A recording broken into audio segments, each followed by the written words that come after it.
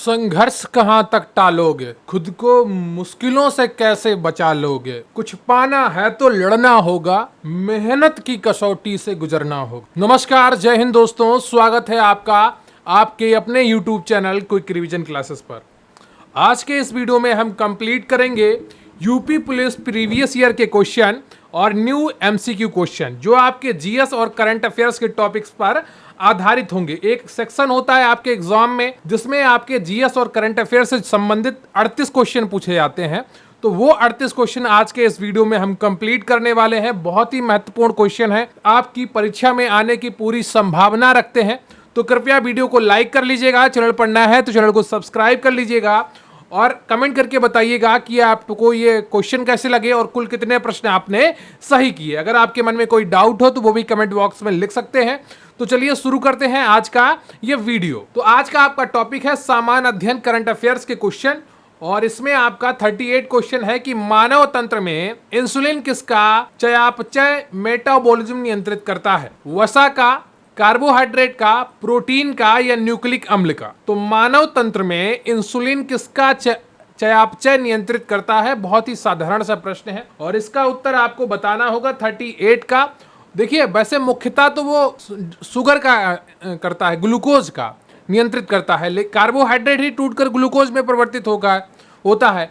तो अगर ग्लूकोज का सही से चयापचय ना हो तो वो क्या होता है, वो शुगर में जो हमारे रक्त में डायबिटीज में कन्वर्ट हो जाता है। तो उस बीमारी को नियंत्रित करने के लिए इंसुलिन का जो उत्सर्जन है हमारे शरीर में बहुत ही ज्यादा आवश्यक है निश्चित मात्रा में। तो यहाँ पर बी ऑप्शन आपका बिल्कुल सही हो जाता है। अगला प्रश्न है आपका कि निम्नलिखित में से एंटीबायोटिक है पेनिसिलिन, एप्सिरिन, पैरासीटामोल, सल्फाडायाजीन। तो इनमें से कौन सा ऑप्शन आपका सही हो जाएगा। तो 39 का जो सही उत्तर है आपका वो ए है, पेनिसिलिन। क्या पेनिसिलिन एक एंटीबायोटिक दवा है।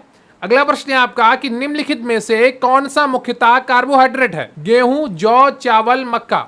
जिसमें मुख्य रूप से कार्बोहाइड्रेट पाया जाता है ऐसा कौन सा अन्न है, यह आपको पहचानना है, अनाज है। निम्नलिखित में से कौन सा मुख्यतः कार्बोहाइड्रेट है। तो 40 का जो सही उत्तर है आपका वो सी हो जाएगा। अगला प्रश्न है आपका कि ब्रोमीन होती है रंगहीन गैस, भूरी ठोस, अत्यंत ज्वलनशील गैस या लाल द्रव। तो 41 का जो सही उत्तर है आपका वो डी हो जाएगा, लाल द्रव। अगला प्रश्न है आपका कि वेल्डिंग में प्रयोग होने वाली गैसें हैं ऑक्सीजन तथा हाइड्रोजन, ऑक्सीजन तथा नाइट्रोजन, ऑक्सीजन तथा एसिटिलीन, हाइड्रोजन तथा एसिटिलीन। तो इनमें से कौन सा ऑप्शन आपका सही हो जाएगा, 42 का।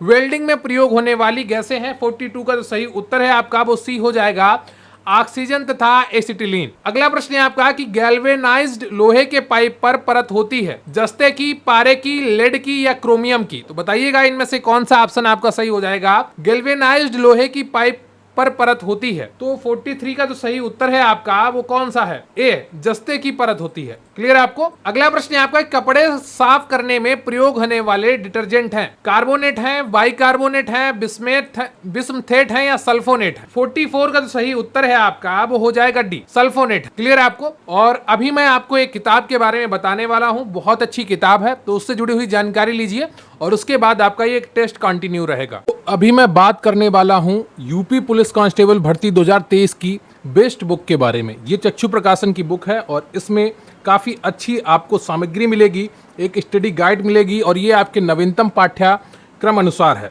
तो महिला पुरुष की जो भर्ती आने वाली है तकरीबन आपकी 52,000, उसमें जो भी ज़रूरतें हैं आपकी पढ़ाई से रिलेटेड पूरी जानकारी आपको इस किताब में मिल जाएगी। तो इस किताब में आप देखेंगे काफ़ी अच्छे तरीके से हर एक चीज़ बताई गई है। यहाँ पर आपको लिखित परीक्षा का पाठ्यक्रम मिल जाएगा, यानी कि सिलेबस मिल जाएगा, सामान्य हिंदी, जो आपकी मैथ आएगी, रीजनिंग आएगी, हर चीज़ इसमें आपको मिलेगी। विषय सूची आपको मिलेंगे, हल प्रश्न पत्र इसमें मिलेंगे आपको, सामान्य हिंदी से रिलेटेड आपको पूरी जानकारी मिलेगी, मैथ से रिलेटेड पूरी जानकारी मिलेगी, सामान्य ज्ञान से रिलेटेड आपको पूरी जानकारी यहाँ पर उपलब्ध होगी, मानसिक योग्यता परीक्षा और आपकी रीजनिंग की भी पूरी जानकारी आपको इसी किताब में मिल जाएगी। देखिए यहाँ पर आपको उत्तर प्रदेश पुलिस का एक परिचय भी पूरा दिया गया है, पुलिस का इतिहास क्या है, लोगो क्या है और कौन कौन से पद हैं, किस रैंक पर कौन सा पद आता है, उन सब के बारे में आपको पूरी जानकारी दी गई है। तो यहाँ पर अगर आप ये किताब लेते हैं तो आपकी बहुत अच्छी तैयारी हो सकती है। ये एक उसी किताब का PDF है जिसमें आप देख सकते हैं की हर एक चीज़ इसमें उपलब्ध है। तो आपकी तैयारी के लिए बहुत ही अच्छी किताब है और इसमें आपको करंट अफेयर्स भी मिल जाएगा, तो उसके लिए भी आपको अलग से किताब खरीदने की आवश्यकता नहीं होगी। तो अगर आप तैयारी कर रहे हैं तो इस किताब को ज़रूर खरीदें। UP police constable study guide के अलावा चक्षु प्रकाशन का प्रैक्टिस सेट भी आता है, उसे भी आप खरीद सकते हैं, जिसमें आपको अच्छे क्वालिटी के प्रैक्टिस सेट मिलेंगे, जिससे आपकी तैयारी में नया आयाम जुड़ेगा और आपकी तैयारी काफ़ी अच्छी होगी। तो इन दोनों किताबों को आप अपने नज़दीकी बुक स्टॉल से खरीद सकते हैं या फिर आप ऑनलाइन भी खरीद सकते हैं, जिसका लिंक आपको डिस्क्रिप्शन बॉक्स में मिल जाएंगे। दोनों किताबें काफ़ी अच्छी हैं, आप चाहें तो इनको जरूर खरीदें और आपको काफ़ी फायदा मिलेगा। तो 44 तक क्वेश्चन आप कर चुके हैं। अब आपका 45 क्वेश्चन है कि शब्द संक्षेप में ट्रिम्स से क्या बनता है, TRIMS से क्या बनता है। व्यापार संबंधित आय उपाय, व्यापार संबंधित प्रोत्साहन उपाय, व्यापार संबंधित निवेश उपाय या व्यापार संबंधित अभिनव उपाय। तो टिम्स का फुल फॉर्म क्या बनता है हिंदी में, आपको ये पहचानना है। वैसे तो 45 का सी ऑप्शन आपका सही है, ट्रेड रिलेटेड इन्वेस्टमेंट मेजर्स, ये इसका ट्रिम्स का फुल फॉर्म है, ट्रेड रिलेटेड इन्वेस्टमेंट मेजर्स, व्यापार संबंधित निवेश उपाय। अगला प्रश्न है आपका कि नीति आयोग अस्तित्व में कब आया, 1 जनवरी 2014, 1 जून 2014, 1 जनवरी 2015 या 1 जून 2015। तो इनमें से कौन सा ऑप्शन आपका सही हो जाएगा, ये आपको बताना है। और बहुत ही आसान उत्तर है, कई बार आपसे परीक्षाओं में पूछा जा चुका है और लगातार फिर भी पूछा जाएगा, क्योंकि ऐसे प्रश्न परीक्षाओं में लगातार पूछे जाते हैं। तो 46 का जो सही उत्तर है आपका वो कौन हो जाएगा, ये आपको बताना है कि नीति आयोग अस्तित्व में कब आया। तो इसका सही उत्तर है आपका सी ऑप्शन, 1 जनवरी 2015। 1 जनवरी 2015 को नीति आयोग की स्थापना की गई थी। तो अगला प्रश्न है आपका कि भारत सरकार ने अखिल भारतीय, यहां पर थोक होगा, खोक नहीं होगा, कीमत सूचकांक के लिए आधार वर्ष 2004-05 से बदलकर किस वर्ष को बनाया है। तो 2010-11 है या 11-12 है या 12-13 है या 2013-14 है। तो इसमें से कौन सा ऑप्शन आपका सही हो जाएगा। देखिए इसका सही उत्तर है आपका बी ऑप्शन। अब ये थोक कीमत सूचकांक के लिए आधार वर्ष बदलने की आवश्यकता क्यों पड़ती है। तो देखिए प्रत्येक 10 वर्ष में लगभग कीमतों में काफ़ी प्रभाव आ जाता है, देश विकास की नई स्थिति में पहुंच चुका होता है, आय की नई स्थिति में पहुंच चुका होता है, तो कीमतों में परिवर्तन काफ़ी हद तक आ जाता है। अगर उसको आधार वर्ष को नहीं बदला जाएगा तो सही कीमत सूचकांक नहीं लगा पाएंगे, तो उसको बदलना पड़ता है लगभग प्रत्येक 10 वर्ष में। और पिछली बार 2010-11-12 तय किया गया था और अगले 2-3 साल में फिर से बदलने की आवश्यकता पड़ेगी, जहां तक मुझे लगता है। तो 47 का बी ऑप्शन आपका बिल्कुल सही है। अगला प्रश्न है आपका कि भारत में राष्ट्रीय आय की गणना में एक समस्या है, अल्प रोजगार, मुद्रास्फीति, बचत का निम्न स्तर या असंगठित क्षेत्र। तो इसका सही उत्तर है आपका डी, असंगठित क्षेत्र, जिसकी आय का कुल आकलन करना संभव ही नहीं हो पाता है। अगला प्रश्न है आपका कि भारत में कृषि पुनर्वित्त प्रदान करने के लिए शिखर स्तर के बैंक का नाम क्या है। भारतीय रिजर्व बैंक, कृषि तथा ग्रामीण विकास राष्ट्रीय बैंक, भारतीय स्टेट बैंक या इंपीरियल बैंक। तो 49 का जो सही उत्तर है आपका वो है आपका बी, कृषि तथा ग्रामीण राष्ट्रीय बैंक, जिसको नाबार्ड कहते हैं संक्षिप्त में। और बहुत ही इंपॉर्टेंट है, नाबार्ड से जुड़े हुए प्रश्न लगभग हर परीक्षा में पूछे गए हैं और आपसे फिर से पूछा जा सकता है। बहुत ही इंपॉर्टेंट परीक्षा के लिए प्रश्न है, चाहे आप कोई भी परीक्षा देने वाले हो, नाबार्ड हमेशा एक इंपॉर्टेंट प्रश्न रहता है। अगला प्रश्न है आपका कि 14वें वित्त आयोग के अनुसार विभाजन योग्य शुद्ध केंद्रीय राजस्व कर में राज्यों का प्रतिशत भाग कितना है, 32%, 35%, 40% या 42%। तो 50 का कौन सा ऑप्शन आपका सही हो जाएगा, और इसका सही उत्तर है आपका डी, 42% है। अगला प्रश्न है आपका कि भारत में किस क्षेत्र में प्रत्यक्ष विदेशी निवेश इक्विटी प्रवाह उच्चतम है, निर्माण क्षेत्र में, ऊर्जा क्षेत्र में या ऑटोमोबाइल क्षेत्र में या सेवा क्षेत्र में। तो 51 का तो सही उत्तर है आपका वो हो जाएगा डी, सेवा क्षेत्र में। अगला प्रश्न है आपका कि भारत में सीमांत कृषि भूमि जोत का आकार है 5 हेक्टेयर से ज्यादा, 2 हेक्टेयर से 4 हेक्टेयर या 1 हेक्टेयर से 2 हेक्टेयर या 1 हेक्टेयर से कम। तो 52 का तो सही उत्तर है आपका वो डी हो जाएगा, जिनके पास 1 हेक्टेयर से कम भूमि है वो सीमांत कृषि भूमि जोत का किसान माने जाते हैं। अगला प्रश्न है आपका कि भारत के जनसंख्या अध्ययन में कौन सा जनगणना वर्ष डेमोग्राफिक डिवाइड के नाम से जाना जाता है, 1911, 1921, 1931 या 1941। और 53 का जो सही उत्तर है आपका वो बी है, 1921। इसके बाद कभी भी भारत की जनसंख्या कम नहीं हुई, लगातार बढ़ती चली गई। अगला प्रश्न है आपका कि तमिलनाडु में सर्वाधिक सूती वस्त्र के कारखाने कहां पाए जाते हैं? चेन्नई में, कोयंबटूर में, मदुरई में या सलेम में? तो इनमें से कौन सा ऑप्शन आपका सही हो जाएगा, यह आपको बताना है। और कृपया वीडियो को लाइक कर लीजिएगा, चैनल पर नए हैं तो चैनल को सब्सक्राइब कर लीजिएगा। तो 54 का जो सही उत्तर है आपका वो बी हो जाएगा, कोयंबटूर। अगला प्रश्न है आपका कि निम्नलिखित में से भारत का कौन सा राज्य रबड़ के उत्पादन में अग्रणी है? तमिलनाडु, केरल, कर्नाटक, आंध्र प्रदेश। तो 55 का जो सही उत्तर है आपका वो बी हो जाएगा, केरल। अगला प्रश्न है आपका कि राष्ट्रीय जलमार्ग एक जोड़ता है कोट्टापुरम को कोल्लम से, सादिया को धुबरी से, हल्दिया को इलाहाबाद से, इसको आप प्रयागराज कर सकते हैं, अब इलाहाबाद का नाम बदल गया है, हल्दिया को कोलकाता से। तो राष्ट्रीय जल मार्ग एक जोड़ता है, ये कौन सा ऑप्शन आपका सही हो जाएगा? और 56 का जो सही है आपका हल्दिया को प्रयागराज से। क्लियर है आपको?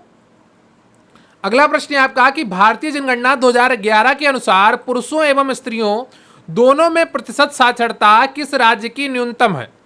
अरुणाचल प्रदेश, आंध्र प्रदेश, बिहार, जम्मू एवं कश्मीर। तो 57 का जो सही उत्तर है आपका वो कौन सा हो जाएगा? इसका सही उत्तर है आपका सी, बिहार। भारतीय जनगणना 2011 के अनुसार पुरुषों एवं स्त्रियों दोनों में प्रतिशत साक्षरता किस राज्य की न्यूनतम है? तो बिहार राज्य की न्यूनतम है। अगला प्रश्न है आपका कि भारत के किस राज्य में कपास का औसतन उत्पादन सर्वाधिक है? पश्चिम बंगाल, बिहार, असम, आंध्र प्रदेश। 58 का सही उत्तर है आपका डी, आंध्र प्रदेश। अगला प्रश्न है आपका कि निम्नलिखित में से किस राज्य में सर्वाधिक क्षेत्र वनों के अंतर्गत पाया जाता है? हिमाचल प्रदेश, असम, आंध्र प्रदेश, अरुणाचल प्रदेश। तो 59 का जो सही उत्तर है आपका वो डी हो जाएगा, अरुणाचल प्रदेश। अगला प्रश्न है आपका कि निम्नलिखित में से कौन सी मिट्टी नदियों द्वारा निर्मित है? लाल मिट्टी, काली मिट्टी, जलोढ़ मिट्टी या लैटेराइट मिट्टी। तो 60 का जो सही ऑप्शन है आपका वो सी हो जाएगा, जलोढ़ मिट्टी। अगला प्रश्न है आपका कि निम्नलिखित में से कौन सा कार्य स्थानीय सुशासन के अधिकार क्षेत्र में नहीं आता? सार्वजनिक स्वास्थ्य, स्वच्छता, जनोपयोगी सेवा या सार्वजनिक अनुशासन का रखरखाव। तो 61 का कौन सा ऑप्शन आपका सही हो जाएगा? और इसका सही उत्तर है आपका डी, सार्वजनिक अनुशासन का रखरखाव होता है वो स्थानीय सुशासन के अधिकार क्षेत्र में नहीं आता है। अगला प्रश्न है आपका कि पंचायती राज प्रणाली किस सूची में है? संघ सूची में, राज्य सूची में, समवर्ती सूची में या उपयुक्त में से कोई नहीं। और 62 का सही उत्तर है आपका बी, राज्य सूची में है। अगला प्रश्न है आपका कि किस राज्य या किन राज्यों ने पंचायती राज संस्थाओं में स्त्रियों के 50% आरक्षण को वैध किया है? बिहार, उत्तराखंड, मध्य प्रदेश या हिमाचल प्रदेश। तो 63 का जो सही उत्तर है आपका वो डी हो जाएगा, 1, 2, 3, 4। बिहार, उत्तराखंड, मध्य प्रदेश और हिमाचल प्रदेश सभी ने राज्यों के पंचायती राज संस्थाओं में स्त्रियों के 50% आरक्षण को वैध किया है। अगला प्रश्न है आपका कि धन विधेयक पेश किया जा सकता है केवल लोकसभा में, केवल राज्यसभा में, लोकसभा व राज्यसभा दोनों में, लोकसभा व राज्यसभा दोनों के संयुक्त सत्र में। तो 64 का जो सही उत्तर है आपका वो ए हो जाएगा, केवल लोकसभा में। अगला प्रश्न है आपका कि भारतीय संविधान की प्रकृति क्या है? संघीय है, एकात्मक है, संसदीय है या प्रकृति में संघीय किंतु भावना में एकात्मक। तो 65 का जो सही उत्तर है आपका वो डी हो जाएगा। अनुच्छेद 1 में लिखा है कि India that is Bharat shall be union of states. क्या? भारत एक राज्यों का संघ है लेकिन राज्यों को भारत से अलग होने का अधिकार नहीं होगा। तो भावना एकात्मक की है लेकिन प्रकृति संघीय है। अगला प्रश्न है आपका कि महात्मा गांधी ने भारतीय राष्ट्रीय कांग्रेस के किस अधिवेशन की अध्यक्षता की? 1922, 1924, 1928, 1930। और इसका सही उत्तर है आपका बी ऑप्शन, 1924 बेलगाम अधिवेशन। अगला प्रश्न है आपका कि इनमें से कौन कैबिनेट मिशन के सदस्य नहीं थे? Pethick Lawrence, Wavell, Stafford Cripps या एवी अलेक्जेंडर। तो 67 का जो सही उत्तर है आपका वो बी हो जाएगा, बैबेल। पैथिक लॉरेंस और स्टेफोर्ड क्रिप्स और एवी अलेक्जेंडर कैबिनेट मिशन के सदस्य थे। अगला प्रश्न है आपका, नाउ और नेबर पैम्पलेट किसने लिखा? मोहम्मद जिन्ना, मोहम्मद इकबाल, रहमत अली, रफ़ी खान। तो 68 का तो सही उत्तर है आपका वो सी हो जाएगा, रहमत अली। अगला प्रश्न है आपका कि सती को गैर कानूनी किसने घोषित किया? वारेन हेस्टिंग्स ने, विलियम बेंटिक ने, कॉर्नवालिस ने या कर्जन ने? तो 69 का तो सही उत्तर है आपका वो बी हो जाएगा, विलियम बेंटिक ने। अगला प्रश्न है आपका कि निम्न में से किस देसी रियासत के अंग्रेजों ने अपने क्षेत्र में नहीं मिलाया था? सिंध को, ग्वालियर को, अवध को या सतारा को? तो 70 का तो सही उत्तर है आपका वो ग्वालियर को अंग्रेजों ने अपने क्षेत्र में नहीं मिलाया था। अगला प्रश्न है आपका कि गांधी जी के नमक सत्याग्रह का एकमात्र उद्देश्य क्या था? नमक कानून को निरस्त करना, सरकार की सत्ता की कटौती या आम लोगों के लिए आर्थिक राहत या भारत के लिए पूर्ण स्वराज? तो गांधी जी के नमक सत्याग्रह का एकमात्र उद्देश्य क्या था ये आपको बताना है। और 71 का तो सही उत्तर है आपका वो ए है, नमक कानून को निरस्त करना। अगला प्रश्न है आपका कि 1921 का मोपला विद्रोह कहां हुआ था? असम, केरल, पंजाब या बंगाल? तो 72 का तो सही उत्तर है आपका वो हो जाएगा बी, केरल। कितना? केरल। 1921 का मोपला विद्रोह कहां हुआ था? केरल में हुआ था। अगला प्रश्न है आपका कि भारत में स्वदेशी आंदोलन किस दौरान हुआ? गांधी जी का चंपारण सत्याग्रह, बंगाल विभाजन के विरुद्ध आंदोलन, रॉलेट एक्ट के विरुद्ध आंदोलन विद्रोह या असहयोग आंदोलन? तो 73 का बी ऑप्शन, बंगाल विभाजन के विरुद्ध आंदोलन, स्वदेशी आंदोलन हुआ था उसके दौरान। अगला प्रश्न है आपका कि राजेंद्र प्रसाद ने किसे पाकिस्तान का जन्मदाता माना है? मोहम्मद जिन्ना, लॉर्ड माउंटबेटन, लॉर्ड मिंटो या लियाकत अली खान? तो 74 का तो सही उत्तर है आपका वो सी है, लॉर्ड मिंटो को माना है। अगला प्रश्न है आपका कि विजयनगर साम्राज्य का अवशेष कहाँ मिलता है? बीजापुर में, गोलकुंडा में, हम्पी में या बड़ौदा में? तो 75 का तो सही उत्तर है आपका वो सी है, हम्पी में विजयनगर साम्राज्य का अवशेष मिलता है। तो आज का ये आपका जो मॉक टेस्ट था यूपी पुलिस के previous year question, new MCQ question जो जीएस और करंट अफेयर्स पर आधारित थे, वो 38 प्रश्न आपके कंप्लीट हुए।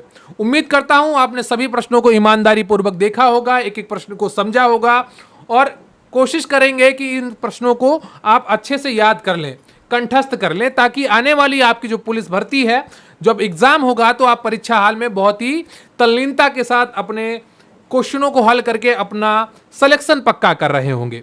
निरंतर मेहनत करते रहिए और आपका सिलेक्शन 101% पक्का होगा। तो कृपया वीडियो को लाइक कर लीजिएगा, चैनल पर नए हैं तो चैनल को सब्सक्राइब कर लीजिएगा, अपने दोस्तों के साथ भी ये वीडियो शेयर करिएगा। कोई डाउट हो, कोई प्रश्न हो, कमेंट बॉक्स में जरूर बताइएगा। थैंक यू वेरी मच, बहुत बहुत धन्यवाद आपका। जय हिंद, जय भारत।